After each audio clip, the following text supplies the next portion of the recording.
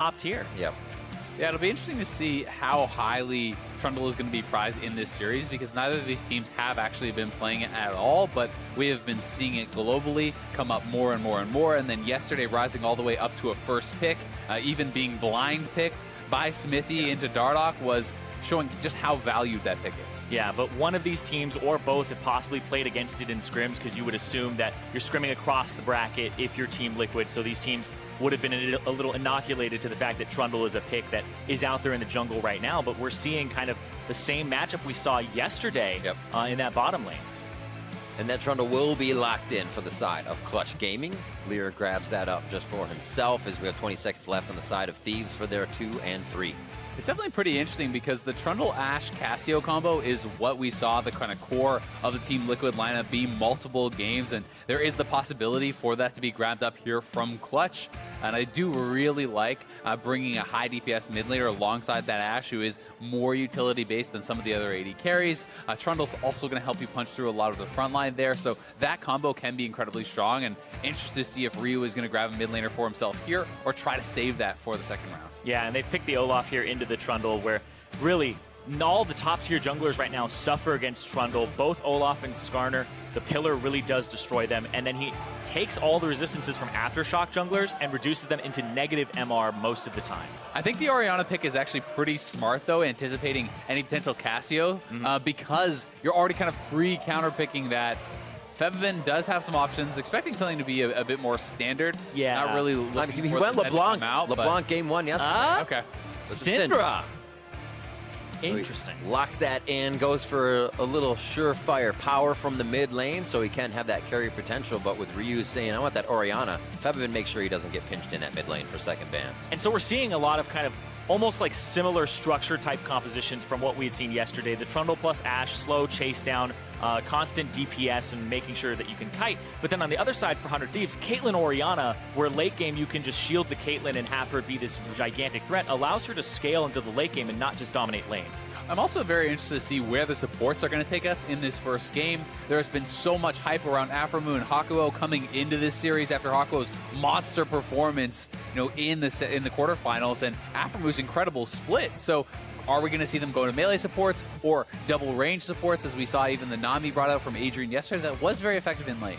Yeah, and these guys, Apollo and Hakuho had a fantastic match against TSM, where Apollo only died twice in that whole match, but then 100 Thieves on the other side, like you said, Azael, Cody Sun and Aphromoo, they're the all-pro bottom lane for the NALCS here, playing out of their minds this entire split. And so I'm really excited to see what Aphromoo picks here, but I think this might be a last pick support here to see who can get some type of advantage, because we're seeing 3, maybe 4+ bans here in this second phase towards just support. Yeah.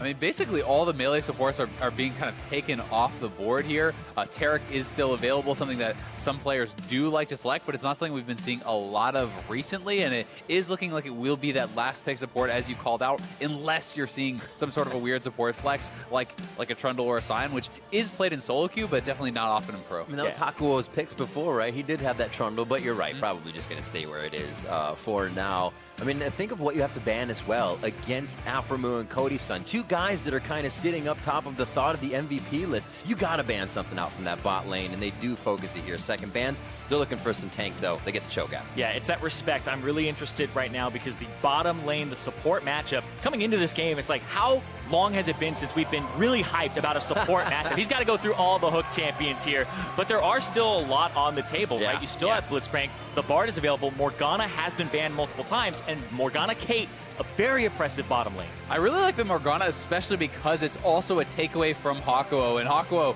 a quick lock-in on the Karma, which, in my opinion, is a better matchup in that 2v2. Because you can poke off the Black Shield, there's no CC that you're really immuning. And Karma plus this Ashe can push very heavily. They can push you in, poke you out. It is very scary, but at the same time, if a binding does land, comboing that with the trap is extremely effective. Yeah, and I had talked to Golden Glue when he was on the NALCS, or I guess the Academy League. And he was talking about Caitlyn Morgana in scrims just seems really oppressive, and nobody's found what really cracks open that bottom lane, and they shove against you constantly.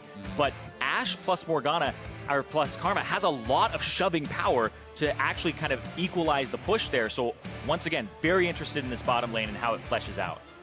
And the thing you always have to worry about then is if you are going to be this pushing lane of the Ashe and Karma, watching out for Meteos on the Olaf. The Olaf is the more powerful early ganker, and if you are getting shoved up, if you get hit by a binding and the Olaf is there, you are dead. These are squishy champions. There's no way out of that unless you have LirA in place to counter gank. So they're going to have to be cognizant of the fact that Olaf will have the advantages, and despite the fact they want to push, you don't always get to unless you know where he is.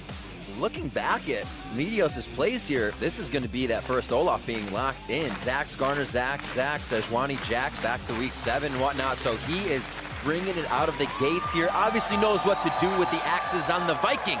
But we'll have to see his 100 Thieves plans this heist now against Clutch Gaming, who will be trying for that first place match against Liquid in Miami. We'll find out as we get onto the Rift for Game 1 of the semifinals. Off and running. There's a line of scrimmage to be started off and figure out where both junglers are going to be getting their first buff on camps. Predator, Meteos, as we would expect, going to be trying to run fast. And another great thing about Trundle is bringing the press the attack on the opposite side, because he just ends up adding a lot more damage to the compositions, and that's really going to help out people like Apollo, who's really been bringing it lately. And earlier, Apollo shared his thoughts on going into this semifinal overall. Going against 100 Thieves, and they've kind of had our number this split. We haven't been doing well versus them, even in scrims. So we know that it's all about just how well we're going to play on stage. In terms of practice, I think, yeah, there's going to be a few things that we can work on during practice this week, but at the end of the day, we just have to perform well on stage, because I don't think you can make fast improvements over in 1 week to be a better team than them. I think at this point, we're gonna play our best, and if we aren't better than them, then we're not better than them. Yeah, wise words from Apollo, but flash forced out from Hakuho, and this is honestly very reminiscent of the kind of invade that we saw yesterday from Echo Fox, which actually net Echo Fox a first blood. You have to be so wary of those Olaf axes. There's so much potential to chase down if you do get tagged, and now you have to be worried even more so about any potential ganks, because it's the flashless Karma who wants to push, but is really going to expose herself to do it. Yeah, flashless Karma that wants to push, and the Olaf is starting on the top side with no leash, so he'll be on the bottom side around level 3. And he allowed both his lanes to start pushing on their own, so it means that he can kind of go to whatever lane he wants later. It's also pretty interesting to track the fact that solo is actually going Glacial Augment. Much more common is just the Comet. That does help you out with your laning quite a bit more, as far as having a little bit more harass, a little bit more lane dominance there to match up with the grass, but it is going to be kind of more useful in the team fights, and also just for any potential chase down. If you are getting too far up as a Cho'Gath in lane, you certainly can get ran down by a Trundle and a Glacial Augment somehow. Yeah, we've seen it kind of go back and forth, and Glacial Augment has kind of come up a little bit more recently because people like slowing in the team fights, adding a little bit more utility, but also if you die, you don't need a frozen mallet, you just start punching the guy and slowing him down. So there is potential to actually kill with the passive on top of it too.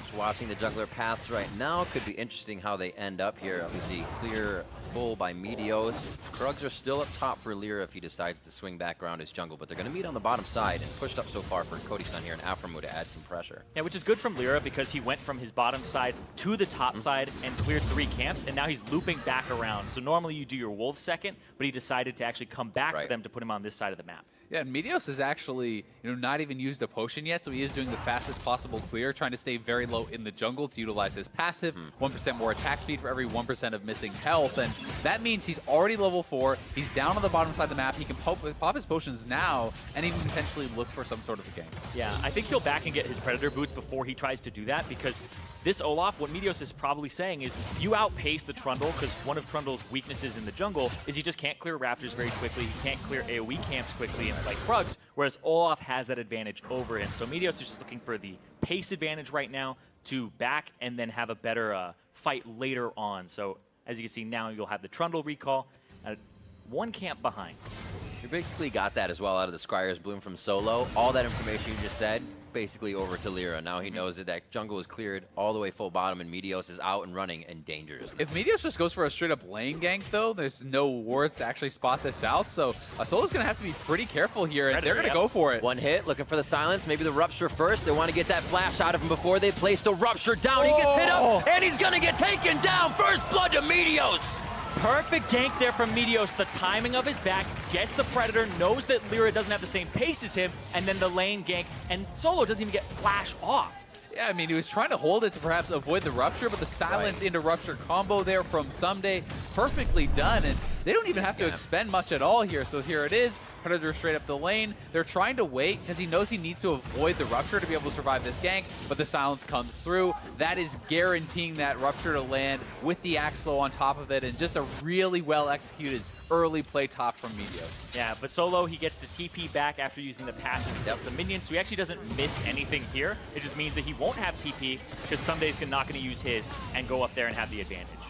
Nice multitasking by Hakuho, getting the Soul Flares over on and making sure he can lock down Aphromoo so they cannot retaliate here. LirA back on the map, thinks that Meteos may have some time to himself on the top side, so he goes for Dragon. It's always one of the fun things to me is watching someone, like Hakuho, who is such a Morgana expert, not only play the champion, but play against it. Right. Because they have so much experience playing it. You know what is the most frustrating thing to deal with when your opponents are doing it. You know the best ways to actually, bait out Black Shield and make it feel useless. So, going to be very excited to see how he's able to pull that off.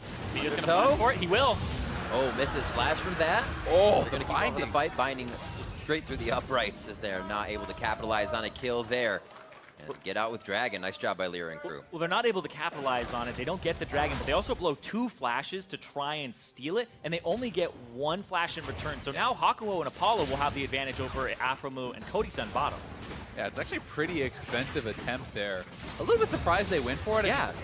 If Aphromoo hit that binding on the flash, maybe they pick up a kill or two, and then it can become pretty worthwhile, but they were pretty late to the play, and perhaps just feeling that based on the strength of Meteos this early on, is level 6. It was not a level 6 Trundle, maybe feeling like he could have gotten something done there. Yeah, also the fact that he got that first blood. He hasn't back to spend that money just yet, but the experience, like you said, has been coming in big for him. So Meteos, he's looking to outpace, and right now I feel like the NALCS Countdown did a really good job of covering this whole series because Meteos is now playing his 16th champion. We just have Solo giving up his 6th first blood.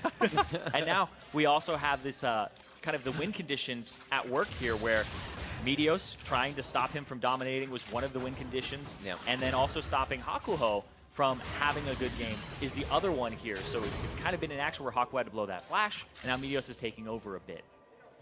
See how they adjust. They have that Solo TP down as well. I probably feel like Ssumday is okay at this point, and they can add pressure around the map. Eyes on LirA, or even for Clutch Gaming, eyes on Meteos and where he's headed. Right now, just in the back pocket of Ryu, and they'll get that vision out of ward placed by Febiven. Yeah, nice ward there is going to spot him out, and Meteos can at least go in and clear out a little bit of vision, spots this pink, and they're probably going to make the invade for the red buff on respawn. You can see Ryu is actually moving over here, trying to support his jungler, and with Smithy on the bottom side of the map, this is just going to be 100 Thieves red buff, and there's even potential to pressure Solo under turret if they want to look to do that. Might even squeeze it. Throws up, says Krugs are there. He may actually be coming up to get that. Mid lane, 72 to 79. Febiven going to back for himself, get a few more items as they stack up their tiers, and pretty slow and calm mid lane, all things considered. And handing off the blue buff here to Ryu so that he'll have that and stack up that tier like you said, Riv. But Meteos, he's doing a great job right now of even controlling LirA and making sure that he can't just take over the game like he did versus TSM. Because think back, it was a lot of LirA's counter ganks at the right time where he showed up in the bottom lane against Mike Young and was there just a little bit sooner than him. And sometimes even just countering it flat out. So LirA usually has a good read on the enemy jungle, but up against Meteos, this is one of those matchups that Meteos even talks about in interviews where he says LirA is very difficult to play against, it's very hard to read where he's going to go, and he usually has a pretty good read on his enemy. I'm pretty excited to see if Meteos is going to now head down to the bottom side. Level 6 has just been ding for Cody Sun. Aphromoo going to hit level 6 here pretty soon as well. And if that Morgana can hit 6, set up for that Soul Shackles, the ultimate coming out of Morgana, if you can hit those axes as well from Olaf, there's definitely potential to kind of chase these guys down as Clutch is starting to push up. I think he might want to group up here with Ryu, go invade the jungle, clear out vision, and potentially get a better back for his mid laner. Since both mid laners only have tiers in their inventory, they're sitting on a decent amount of gold. So clear vision, back, and make sure that you're just kind of hovering that lane. He's 2 levels up on LirA right now, so he has been doing a fantastic job in that jungle. See where they head from here. It's got to feel good for Meteos getting that first blood, but the teleport, or I should say flash over the wall when they went for Dragon wasn't too helpful. It has slowed things down for them here, and now we see Clutch Gaming on the bot side liking that pressure, feeling good to keep this kind of setup right in front of 100 Thieves turret, but in a place where they can take a fight. Yeah, it's just a very interesting dynamic because Aphromoo had blown his flash, so he's playing defensive, but at the same time, Solo had used his TP and Ssumday hadn't. So there was this TP disadvantage, but Solo's TP is coming up right now, so if Meteos goes for this play, there's potential for more people to show up.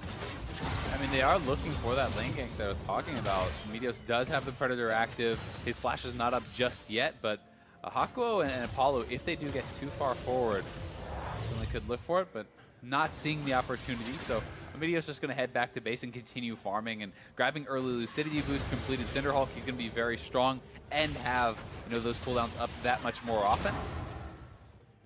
Ooh, Meteos, this hawk shot, yeah, it's going to spot him. Sitting there going, hawk shot, I feel like it gives a lot more information than you get to see in Spectator, and you're not always sure where they, if they know he's there or not, but the Ashe provides so much vision and can really track and make it so that you know when to go aggressive on the bottom side of the map. Well, they try to pick up some of their own vision, get a little more on the map. So we've seen after First Blood things calm down, a little bit of pressure towards the Dragon, but nothing else forced here. We have Rift. If the map, or I should say, if the game kind of goes even like this, who's that gonna benefit as we still have turrets up, objectives up?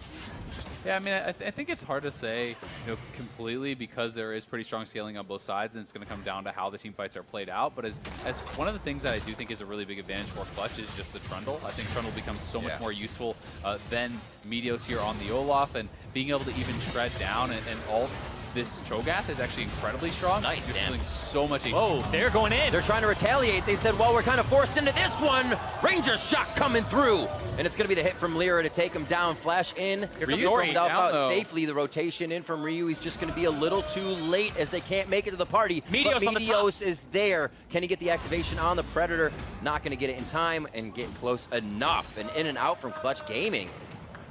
It was very quick of them to collapse there, and that's one of those plays that you don't even know if they're going to go for. The pillar came down from LirA, then he ulties, then he flashed I don't trumps. think they wanted it until they thought Apollo was in risk of dying. Wait, right here, speaking of dying, Cody Sun. Not looking good. He figured he was in a safe spot. False hope. Clutch Gaming come up with another kill. Yeah, big plays on the bottom side of the map there for Clutch, and it honestly just felt like Aphro and Cody stayed around a little bit too long around that turret. They were playing with fire a bit, and as you said, the ults came down, they start getting a bit low, and they find their opportunity to dive in. I mean, it was not enough that they survived this 2v3. They wanted to try to fight back and even get a kill here, and it almost feels like the binding kind of baited them to go perhaps a little bit too far. And there's the pillar up against the wall, then he ulties Aphromoo, then the ult from Apollo came through for the stun, and Aphromoo just flashes a little late there, thinking that he was going to be okay.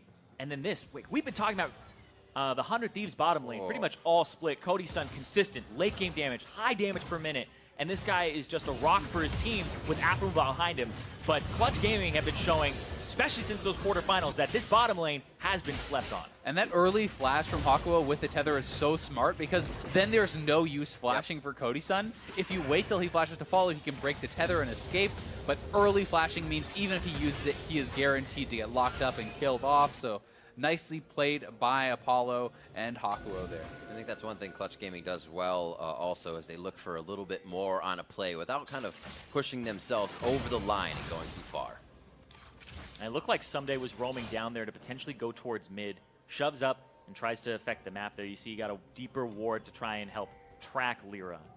And honestly, anytime you have a push advantage, even just threatening those plays, even if you're not going to commit to it, is very nice. It makes the opposing mid laner play with a lot more respect. You can clear out wards. You can always be looking to take away camps and these sorts of things. So it's always something that you should look to do if you cannot punish your opponent under turret, which honestly Cho'Gath cannot do. Which is exactly what Sion's doing right now. Goes in, pushes up, puts down a ward near the blue buff. And so, just like clockwork. Smart play on both sides. And has pushback. Has the banner of command up top, but 100 Thieves does something that'll help him push a little bit better here. We have 3 people in the mid lane. I think they have a bit for that wave to reset though, so that should do some damage, be taken down. But they prep, they start setting things up that will Polo has his ulti. favor. Yeah, he has the arrow. We're looking for who they need. They're waiting for Black Shield. Oh, it's down. Oh, he broke it. Nicely done. Oh, they get him pinched against the wall. They put himself right up against the slot. Was not Meteos able is to get behind, out. though. He has everything up. Come through. Ragnarok there, ready to use one undertow to take down Hakuho. His eyes on Apollo. Ooh. He matches the undertow, but they want to back up. They see coming down the river is LirA and Febiven ready to turn this fight around for Clutch Gaming. That was so incredibly well played from Hakuho and Apollo. As I said, a master playing against Morgana. He knows exactly how to play it, waiting, trying to bait out the Black Shield, and then right at the right time, he's able to break the Black Shield with his Mantra Q, nail that ulti, and just impressive play from Hakuho and Apollo. And seriously, we haven't seen the Karma in a very long time. The Ardent Sensor meta was when we last kind of saw it, and even then it was like max the E. This is a max Q here coming out for Hakuho, where he's just trying to have enough damage to blow up that Black Shield, like you're saying, Azael, so that they can open it up. And he basically covered the options for Aphromoo. Aphromoo either going to take a boatload of damage from the Karma, or he's going to get stunned. Febiven wants to answer, unleashes the power. One last Q could do it. Flash from Ryu as LirA is just coming out of the wings. Here comes the train down the tracks as Solo. A little late there to the party, and Clutch Gaming grab a bit of control over the map. That is both summoners down there for Febiven, though, and Ryu only having to blow his flash because LirA also showed up, so still a positive summoner trade there, 400 Thieves, and Clutch does have kind of the HP advantage, and they are posturing out around the dragon. But here is the play on the bottom side again. So this is really just a dance between who is going to use it first, the Ashe ultimate or the Black Shield. You need to force that out before you can hit that Ashe ulti. And there it is, able to break it, guarantees the Ashe ult. Hakuho, like you said, Azael, so good at playing against the Morgana. And that's when Meteos came in and cleaned up. But even when he was playing Thresh against Morgana, he maxed Q first, and then he made it so that he has enough damage with the Q auto attack to, when you're on Thresh to take it, you blow up the Black Shield, they're going to eat a flay. So he knows those breakpoints for the Morgana Black Shield since you max the Q first in the bind. Thinking of all the little things, and you have to expect that's where Aphromoo feels like he's going to have an upper hand. They'll put themselves in those tight plays, but then fall a little bit behind because Hakuho is in his head a little bit. And it's one of those things where because Aphro wants to take a Morgana away from his opponent, and because it's a good matchup into the Ashe specifically, it allows Hakuho to have the advantageous support matchup because he gets that second pick and because he has such a reputation on that champion. And there's not really like a tremendous amount of things that are super strong with Black Shield. Yes, there is the Ashe ultimate, but there's... Wow. Aphromoo stealing the dragon. There's a Black Shield. Oh, he netted the wrong way. That could take him down. Cody Sun tripping up a little bit in these fights. Aphromoo is going to be able to make it out alive. And he saves the day and the Drake. Gets the Cloud Drake for 100 Thieves. Steals it away, true to the name. But they end up having to blow some flashes there in the bottom side. So that's something that can be easily punished, though, by Clutch Gaming if they have a revisit. And remember, first turret has not gone down yet, so if they punish that bottom lane, that's one that you really have to watch now. It definitely is. I'm not sure if LirA just didn't have his smite. No, it looks like his smite was actually available. Coming down. Didn't use it, so... He used it early. Oh, wow. He used it, and it went down to about 190-ish, and the Dark Binding took it. Well, unlucky. But bottom third going to go down for Clutch, so still definitely the gold edge in their favor. Things really looking good on the bottom side of the map. It's going to be interesting to see where Apollo starts to move around now. Essence Reaver is completed, has that CDR for the ult. And I think that this is just kind of a game-changing or a match-changing type of bottom lane here that we're seeing. So check this, 197, That's just a bad smite, right? Yeah. There's no real pressure there.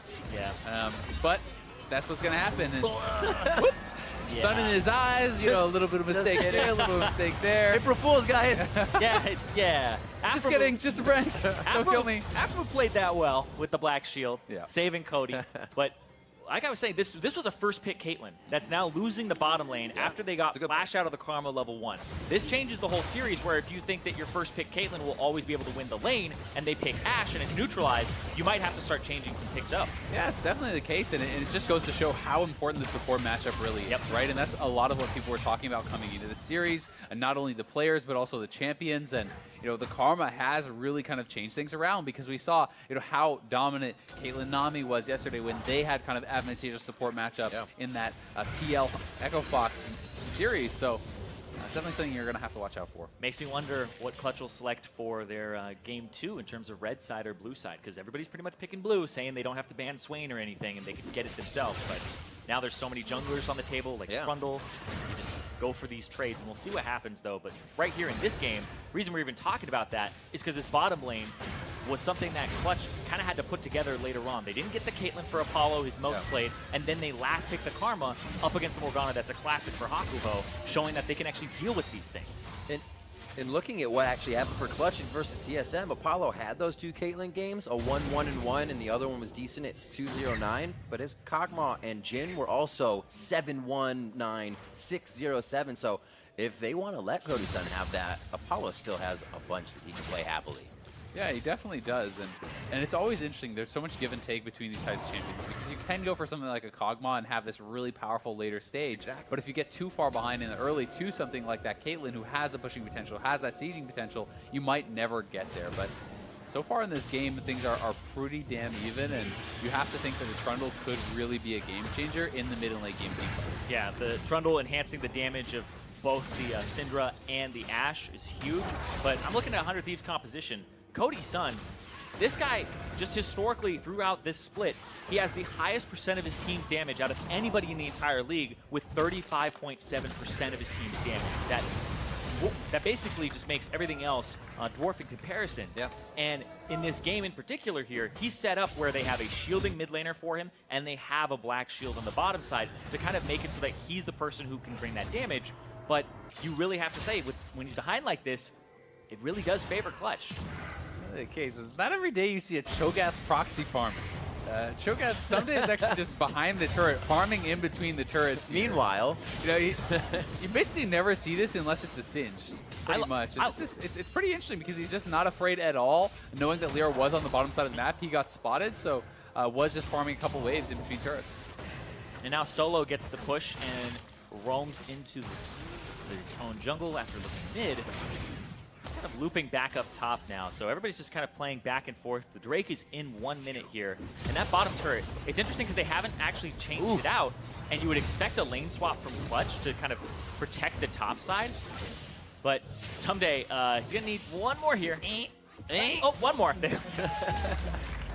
And that's actually a really big deal. I mean, Ssumday just straight up in this 1v1 takes the turret from his opponent. They're both the same type of build, but Cho'Gath is going to be able to establish an advantage in that 1v1. Yeah, but it was a minion dematerializer there from Solo that ate up that cannon minion that was bannered up, but now you're seeing a rotation. The cannon minion is up here, and now 3 members of Clutch Gaming are coming towards that top side to maybe push it out. and just to focus on speed there, he boosted up the melee. So he was like, I need to do this now. I need to get the turret now. We saw Ssumday trying to move really fast there, but you're right. Dematerialized, quick play by Solo, but they switch up the map now. Who is this going to favor? A lot of lane presence can be had by the Sion and the rest of Clutch Gaming. Is 100 Thieves ready? And kind of the funny thing is, in these tank versus tank matchups, when both are going banner, you know, yes, there's a dematerializer as an answer for Solo, but that is, you know, limited quantity. You're going to run out of those. Whereas Ssumday on the Cho'Gath can continually feast bannered minions, and that is true damage. So, you know, it actually just pretty much one-shots those. So that is a pretty powerful way that Cho'Gath has to actually answer that if you're both just kind of slapping against each other, trying to get those turrets, as it mostly has been. Oh, nice shockwave. Double hit there. Black Shield was already onto Cody, so he can get hits onto the turret very nicely with no pressure coming from Hakuho.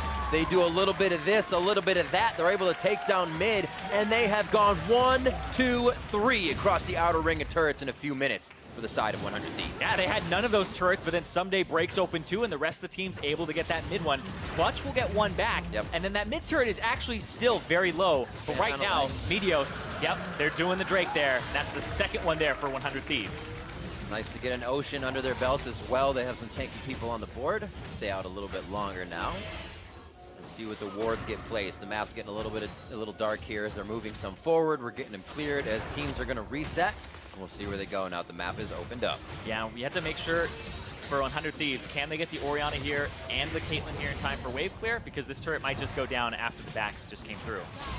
Yeah, it's looking like it definitely is going to go down there for Clutch. And this game is just so incredibly even. 3 turrets apiece. You know, both teams have had their crack at the Dragons, and really across the board, things are looking pretty even. There's, you know, a lead for 100 Thieves in the top lane, a lead for Clutch in the bottom lane. And while Meteos is quite ahead in the jungle, you know, I do think that the champion picks can kind of neutralize. Getting ahead only helps the Trundle. Yeah, exactly. The tankier you get, the tankier he gets.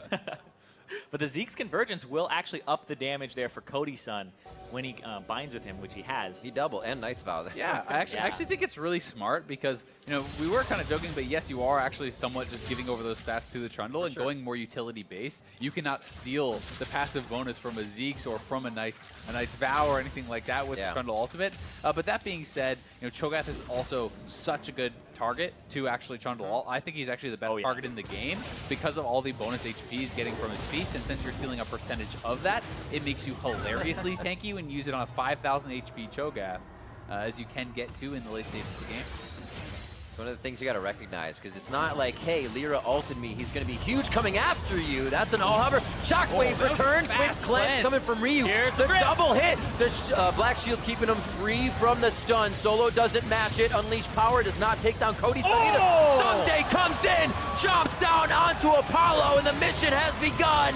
They are onto Solo, one of the tanky members. LirA can't even help him, looking for one more pillar to probably disengage the fight, but they're able to do it with the distance they create, and quickly 100 Thieves in a snap judgment pull a fight on Clutch Gaming. Yeah, such a good turnaround there. Critical for Clutch, though, that most of their team got out. Otherwise, that would have been 100 Thieves Baron. We'll see if 100 Thieves wants to try to threaten it anyway. A Feast is on cooldown, and so is Smite. Exactly. The big thing there was Ssumday got a TP in the middle of that, and then he just nommed on Apollo and blew him up into Apollo. Splash there. Stop muting me, Azael. It's my time to talk. I love you guys. 26 minutes in, it looks like Clutch Gaming still wants to play. They say we may have lost Apollo, but he's got his ult back up. He's running up. This is where we taunt them in. Do they realize what that back timer is for him coming up the lane? It seems like they do. They want to take a different position, running mid lane horizontally instead of parallel in that river position, and to get themselves set up for defense now.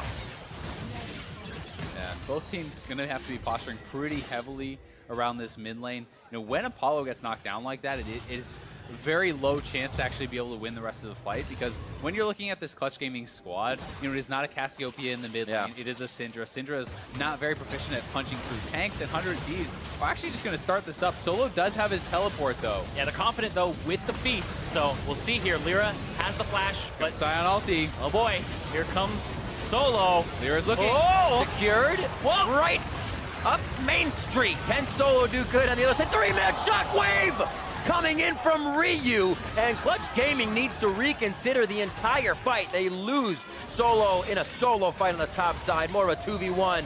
He tries to run back and say, don't forget me, guys, but 100 Thieves is making moves now, 27 minutes in. And 100 Thieves, when they started going on that spree with the 9-1 in their last 10, it was all about playing that annoying style, the macro game style. And they're showing here, they put you in a situation where the game is in an even state, that they're going to be able to take this Baron. This is not how Clutch plays the game. They like those ones where they bait the Baron out and then do it. But right here, the flash in, you can't even, it's not even close to Smite range. Yeah. Yeah, and I mean, Clutch needed to take the fight afterwards, but Solo is off on his own, and that shockwave is a game changer, because if Clutch corrals them and clears up all these members in that pit, then they can get more off that Baron. But because of that shockwave, not only does 100 Thieves get the Baron, they get the kill. They have the banner minion pushing up here in mid lane, and they can deal a devastating amount of damage to Clutch on this push. There are no more dematerializers in the inventory here for Solo. You'd have to have Febiven, like, grab the minion, but getting in range to do that, there he goes. You also got the Warmogs out as well. Ssumday's not going to be going home anytime soon now. With his health coming back up, Rabadon's almost in the hands of Ryu as he's double rotted up. And they will make their way back home, or at least to take resources out of Clutch Gaming's jungle. Sub 30 minutes. We just saw every outer turret go down as we figured what would happen with both teams. 100 Thieves hit the gas pedal pretty hard. Yeah, and I thought it was going to be about, you know, Cody Sun getting shielded up by Ryu. Ryu is now just throwing out massive shockwaves in back-to-back team fights there and doing a fantastic job on this Orianna here. But there is so much to enable Cody Sun in this game. You know, it's the Zeke's, there's the Knight's Vow, the Redemption is done here for Aphromoo, he has Black Shield, the Death Cap is going to be completed soon for Ryu, that's even more shielding, and then you have this massive frontline Cho'Gath. So Cody Sun, you know, is going to have a tremendous amount of opportunity to be punishing out a lot of damage in these fights. Yeah, and 100 Thieves compositions are usually structured in that way, where Ryu's a pivot, kind of the second damage dealer. Yeah. Cody Sun is primary with 2 tanks, sometimes 3, but Aphromoo is always there, holding his hand, making sure that he's okay. And then he's got his buddies back there. Giving him the black shield when he needs it. Minions on their way in. Like you said, Zirene Dematerializer is gone for solo. And they're going to have to deal with these minions, mainly Apollo, getting his volleys out to shred them as they come in. The trap line is being set ever so slowly as 100 Thieves looking to make another hit as the line comes in. And if they want to empower Cody Sun, this is the point where taking down this turret, it's an inevitability. Yeah. You black shield him, you give him the Orianna shield, he walks up with the trap line with full confidence that he can't be caught here, and then he gets to deal that damage. A lot of times, frontline AD carry sounds like a bad thing. Here, they take that risk, and you see the shields on him. Yep. Gets the inhibitor. And if Clutch isn't going to fight at the turret, they're not really able to fight for the inhibitor either, so just going to have to give that one up and kind of try to cut their losses. But it's so much gold in the pockets of 100 Thieves. There is one more outer on the map. They can retreat back to this dragon, give another stack of Feast over there to They Ssumday. all have over 1,000 gold. Yeah, and that's 10 stacks now on the Cho'Gath. He's at 4,800 health already. Going to be quickly working up to that 5K mark, where things start to get pretty insane. Now Stoneplate completed, not only ramping up your tankiness, but even ramping up the damage coming out of that ult. Yep. You see as well, I was wondering when he would get it, Cody Sun has so much protection, but he says, I'll make Febiven's life even harder when he tries to scatter and get the stun. Cleanse for himself. It's going to be even harder now for Clutch Gaming to follow up on these Ashe arrows, on these black shield hits, or even the dodges. Fancy feet from Cody Sun as they get themselves to safety there.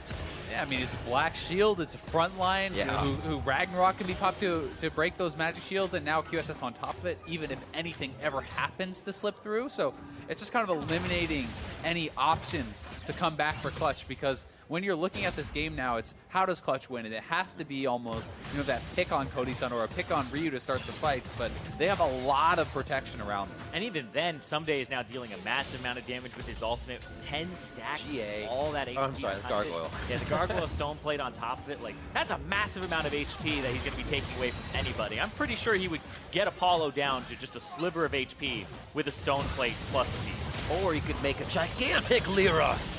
If he gets in at the right time, he could be unstoppable. It doesn't look like it's going to happen. They don't at least give them the chance. I'm sure LirA wants every bit of it. And now around the horn for 100 Thieves, they're going to be looking at that mid lane. Maybe have somebody topside, but everybody together for now. It's the party system.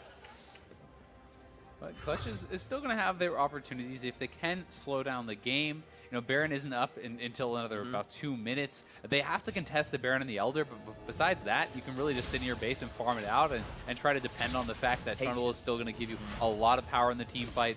Wait for Apollo to really get up to his Lord Dominix, his last whisper item, so he can start punching through this front line more too. Yeah, you're kind of waiting for, as well, for 100 Thieves to drop their defenses for a moment and not be completely grouped up. That's kind of how Clutch is going to find the best opportunity to land an Ashe arrow and Black Shield be damned. Syndra is going to do damage through it and break it.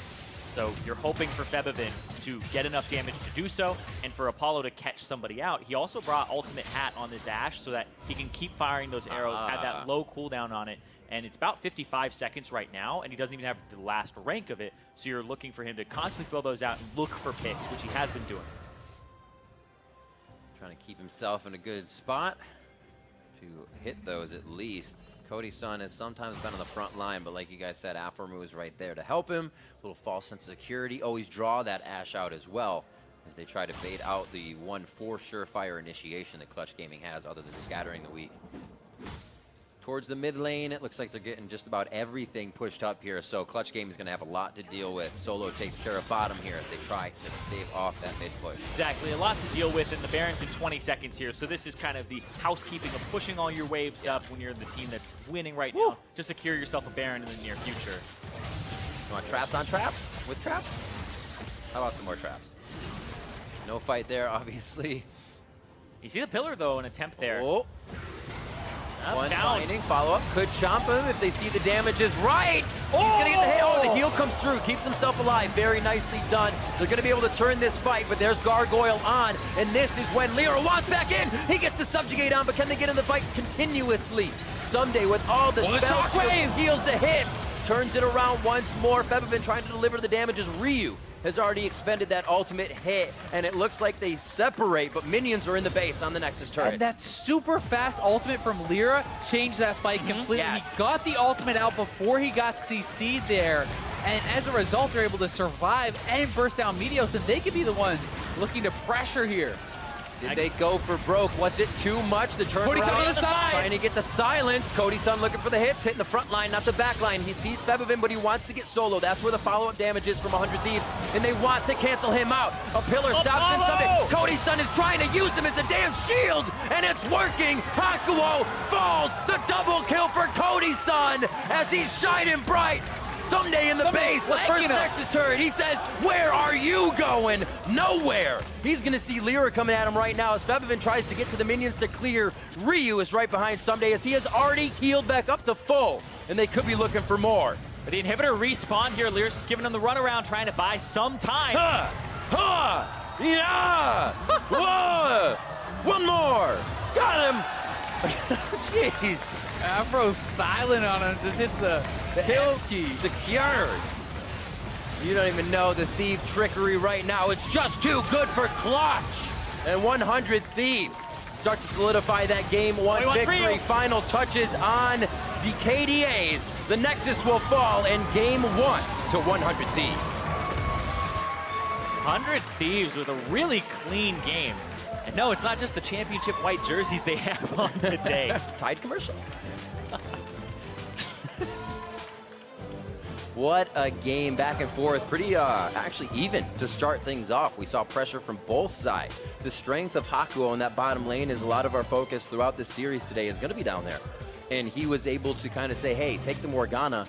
I'll play inside your head because that's also my champion. Yeah, I mean, definitely the laning phase went pretty well in the favor of Apollo and Hakuho. They were looking pretty dominant on the bottom side, but Ssumday was really helping to pick up a lot of the slack, picking up a lot of gold on the top side, getting a turret in an isolated 1v1, then knocking down the bottom lane turret when he rotates down there. And he really was a pretty big game changer in a lot of these fights. Even some of the early skirmishes, his feast, killing Apollo in that mid lane fight was very, very big. And it's really only the Barons that kind of felt like it separated this team.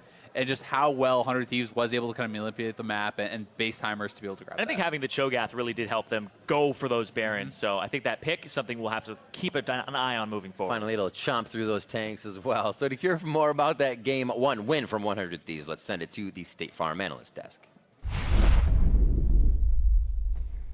Thank you very much, Rivington. A nail-biter of a first game here to kick off the series. Dead even for a majority of the game until 100 Thieves snagged that Baron, able to push that advantage forward, ultimately to a victory. But before we get into the gameplay elements, I do want to talk about champion select. As always, that plays a major part in best of fives and the ultimate result. Here we have the priority on the Caitlyn of all things coming out first for 100 Thieves, giving over that Trundle that we saw played to great effect yesterday. I think it makes sense when you consider who you're playing against. Apollo has looked great on the Caitlyn, seems to be his best champion, as well as the fact that Clutch Gaming almost always wins through their bot lane. So take away one of their best picks, one of the best picks in the meta, get it for yourself, and hopefully that neutralizes one of their strengths because Meteos is going to perform no matter what he's on. We talked about his limited champion pool a little bit this split, but he always looked good. Yeah, and one thing that I want to note about the draft phase as well is how hard Clutch Gaming targeted Ryu. Triple mid lane ban, and then with the early pick Ori that they ended up going with, actually had a good game. Febi never got the solo kill, never really generated pressure out of the mid lane, and Ryu had a great game considering he was the target of so many early phase bans. Very much so. Of course, we did see a number of support bans go through as well. Notably, though, that Morgana was left up, and it was Aphromoo of all people who picked it up. But that is not necessarily what dictated the lane, as was mentioned by the casters. Hakuho, with a very distinct understanding of that champion, how it's played, meant that Clutch Gaming largely controlled the bot lane, while 100 Thieves was putting focus into the top lane and trying to get Ssumday rolling against solo. I mean, that's the thing. The Cho'Gath is one of those champions that's going to infinitely scale, and then the extra pressure that the Olaf has in the early game is a big factor for why they were able to get that top side going on fairly early with the pressure. Yeah, so we're going to take a look at some of that footage now. Here it comes.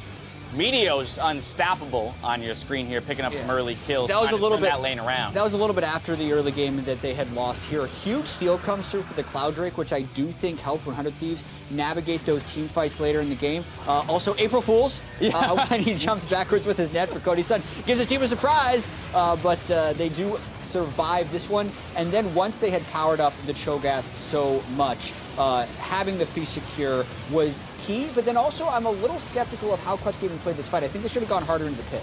It's one of those things where you've lost the Baron, and if you don't punish the people in the pit, they're going to back out with 5 people with Baron, you're going to lose the game. And so they had to go harder. It's a risky play, but they needed to kind of, instead of sending that Ashe arrow at one of the carries, leaving the pit, send it at the actual pit, kill 3 people, neutralize that disadvantage that's already happened. And then once they fell behind, despite having the Trundle into the Cho'Gath to steal his stats, Ssumday was an absolute monster in this game, not just in the lead he built himself, but how he played out those fights. Super, super well done by him. That was a 4v5, by the way, because Meteos had died in an engagement just before that. But ultimately, Ssumday playing a great front line for the team. Cody stepping up when he needed to in that final fight to put the damage down and zero out the other AD carry. Ultimately, 100 Thieves pushes through for the victory. But once again, we have to consider how tight of a game this was, as well as Clutch Gaming being a squad that is able to suffer losses. We've seen this. We saw it in their quarterfinal. They took game 1, or rather, they were defeated in game 1 and then ran it back. And so reframing towards game 2, let's talk about how these teams should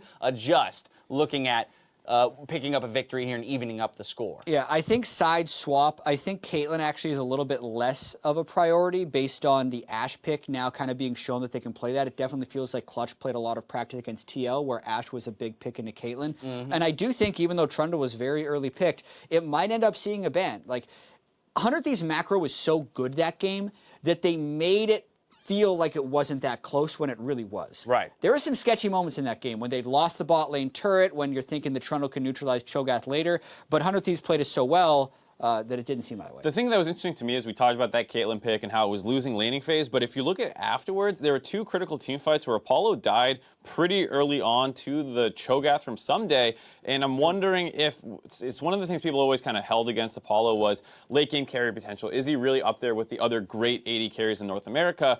And it does feel like potentially the Caitlyn was a little bit of a crutch for him because without the mobility from it and playing just the immobile carry, he did die in fights when he shouldn't have. It's true. Caitlyn was also Apollo's most picked AD carry during the regular season, and Hakuho jokingly called Apollo a Caitlyn one-trick last week. And I know it's joking within the team, but at a certain extent, that is the champion he's kind of shown success with. So I guess even though if there's an Ashe there, I think Caitlyn should still stay super high priority for 100 Thieves. Clutch moving to blue side, no subs elected for this game number 2. While we talk about, you know, maybe Apollo's inability to carry in the late game, my question then would be, should they transfer more of that responsibility to Febiven? He was on that more early game, mid-game oriented champion in Syndra, didn't get a ton done. Of course, understanding Azir, Taliyah, Ryze, Swain, all these champions were banned, so he didn't have a ton of options, you know, but Cassiopeia perhaps still available. Where could he go maybe to index or cover for Apollo in that late game? Well, I mean, that's what was nice about the Ori is it's still kind of strong into Cassio, and then there were some synergies where it's like, okay, the Trundle will steal resist, and then you can still have Syndra burst them in the late game, even if they are tanks. Okay. But the problem is you don't have any good early game pressure then, when that's really when you want Syndra to really start getting snowballing, so you hurt your snowball potential because the poor gank assist in order to have better late game, but it just seems a little backwards to me, and I would have minded seeing a more aggressive jungle pick if they were going to go for that. All right, well, we'll see what they come up with here. Switching to the blue side for Game 2. Clutch Gaming will get the opportunity to bite back in Game 2. Meet us back here to see if they can deliver after the break.